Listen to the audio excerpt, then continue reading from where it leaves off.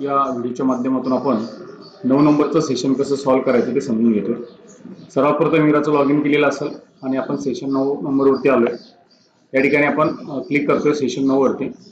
9ला click केल्याच्या नंतर या ठिकाणी सेशनचा परिचय, office skills, knowledge check search करत चालायचं.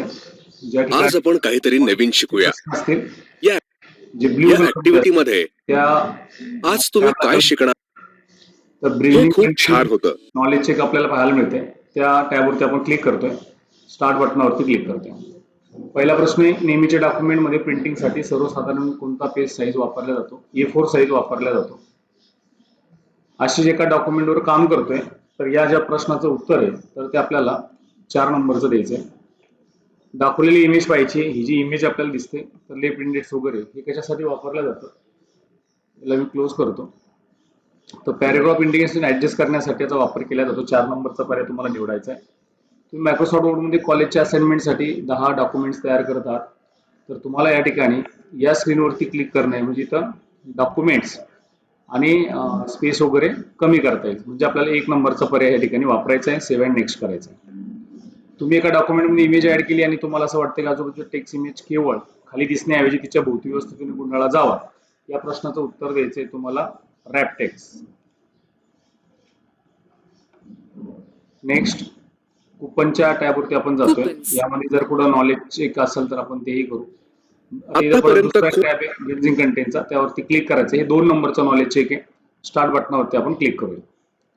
वर्डमध्ये मजकुराला लुक कस्टमाइज करण्यासाठी आपल्याला होम बटनावर जावं लागतं, कारण तिथं कलर्स वगैरे आपल्याला पाहायला मिळतात.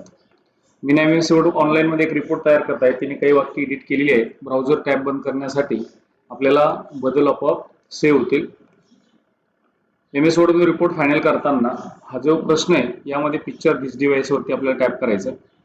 प्रत्येक इमेज डिझाईनचे कंटेंट काळजीपूर्वक कोणते सर्टिफिकेट आपल्याला ओळखायचं आहे तर हे सर्टिफिकेटचं डिझाईन आहे, म्हणजे आपल्याला पर्याय 2 नंबरचा वापरायचा आहे. तर अशा पद्धतीनं 2 नंबरचा नॉलेज चेक आपण पूर्ण केलाय.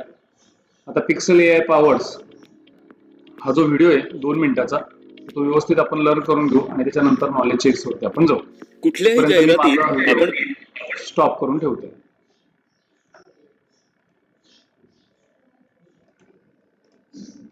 ग्रीन झाल्याच्या नंतर नॉलेज चेकला आपण जातोय.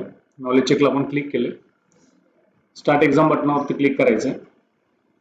पहिला प्रश्न आहे, पिक्सल सर्च युजरसाठी ॲक्युरेसी कोणते तंत्रज्ञान सुधारते? तर आपल्याला 1 नंबरचा पर्याय निवडायचा आहे. पिक्सेल एक विशिष्टपूर्ण AI पॉवर सर्च टूल आहे. कोणत्या कारणामुळे ओळखलं जातं? संपूर्ण नवीन AI पॉवर इमेज जनरेट करते. म्हणजे आपल्याला 2nd नंबरचा पर्याय या ठिकाणी निवडायचा आहे. अशा पद्धतीने परत IRCTच्या याला जातोय आपण. इथे एक नॉलेज चेक आहे, त्यावरती क्लिक करतोय. स्टार्ट बटनावरती क्लिक करतोय. यामध्ये सुद्धा 2 प्रश्न आहे. रेल्वे तिकीट बुक करताना कमी चूक होण्यासाठी IRCTC 2.0 कोणत्या तंत्राचा वापर करते? रिअल टाइम कॉन्व्हर्सेशन दरम्यान, म्हणजे 2 नंबरचा पर्याय तुम्हाला वापरायचा आहे. IRCTC 2.0 ला युजर इंटरॅक्ट दरम्यान कॉन्टॅक्ट अवेअर सूचनाचा वापर का करावा लागतो? तर इथं सुद्धा आपल्याला 2 नंबरचा पर्याय या ठिकाणी निवडायचा आहे. त्याचबरोबर सेल्फ पाथ लर्निंगला आपण जातोय. सेल्फ पाथ लर्निंगला क्लिक केल्याच्या नंतर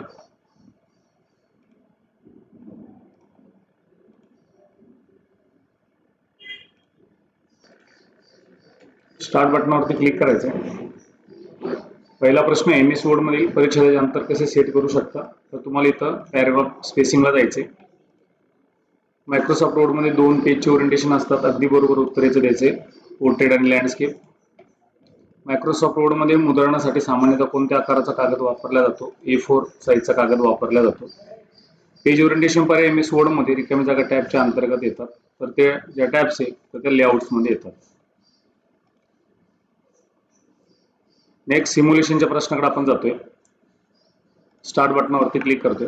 पहिला प्रश्न आहे, डॉक्युमेंट नेहमी शीर्षक किंवा नमूद केले असावं जेणेकरून पहिल्या पानावर न्यू इयर्स ऑफर टेक्स्ट निवडलेल्या भागात टेक्स्ट ऍड करायचा आहे. पहिला प्रश्न इथं क्लिक करायचं. ही जी रिकामी जागा दिसते ना यावरती क्लिक करायचंय, म्हणजे एक टेक्स्ट ऍड होईल आणि तो प्रश्न सॉल्व्ह होईल. दुसरा प्रश्न आहे, कुपन डिझाईनसाठी चांगले रंग संयोजन वापरणे खूप महत्त्वाचे असतं, म्हणून त्याला लाल कलरचा आपल्याला अप्लाय करायचा आहे. कलरला जायचं आणि रेड कलर अप्लाय करायचा.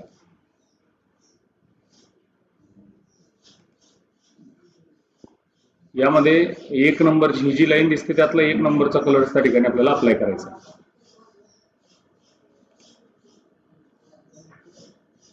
नंबर 3, डॉक्युमेंटचे शीर्षक हायलाइट करण्यासाठी तो स्पष्टपणे समजेल यासाठी निवडलेलं हो टेक्स्ट बोल्ड करायचा. इथं बोल्ड नावाचा टॅब दिसतो त्यावरती टॅप करायचा. हा जो टेक्स्ट दिसतोय तो बोल्ड झालाय, त्याला ओके करायचंय. म्हणजे सिम्युलेशन त्या ठिकाणी 101% सॉल्व्ह आहे. Next guide do it your सेल्फला आपण जातोय आणि स्टार्ट बटनावरती आपण क्लिक करतोय. दिले डॉक्युमेंट एका कॉलमला 2 कॉलम मध्ये विभाजित करायचे. अगदी सोपा प्रश्न आहे हा. तुम्हाला लेआउटला जायचंय, कॉलमला क्लिक करायचंय आणि 2 कॉलम्स नावाचा पर्याय इथं निवडायचा आहे. उत्तर तुम्हाला सबमिट करायचं. एकदा रिपीट घेऊ आपण त्याला. पहिले लेआउटला जायचंय, कॉलमला क्लिक करायचंय, 2 कॉलम निवडायचे, बाजूला क्लिक करून उत्तर आपल्याला सबमिट करायचंय.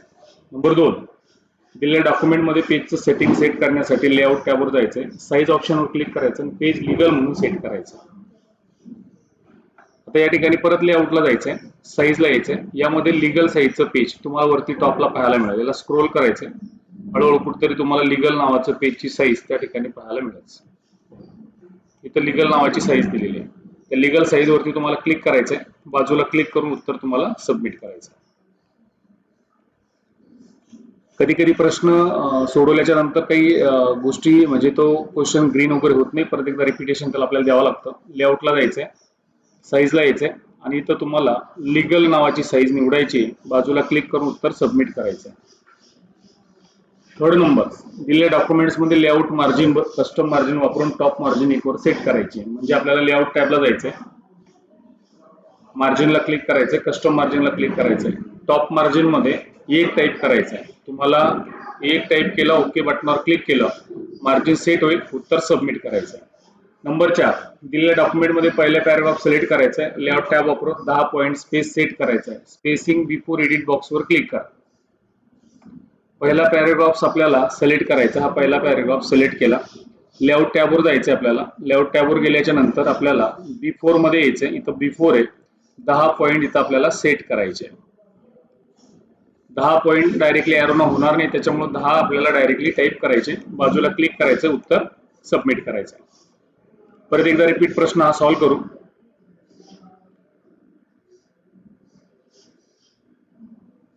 पहिला पॅराग्राफ सिलेक्ट करायचा, सेकंड लेआउटला जायचंय आणि ह्या 30च्या ऐवजी तुम्हाला 10 डायरेक्टली टाईप करायचे, बाजूला क्लिक करून घ्यायचे, उत्तर सबमिट करायचंय.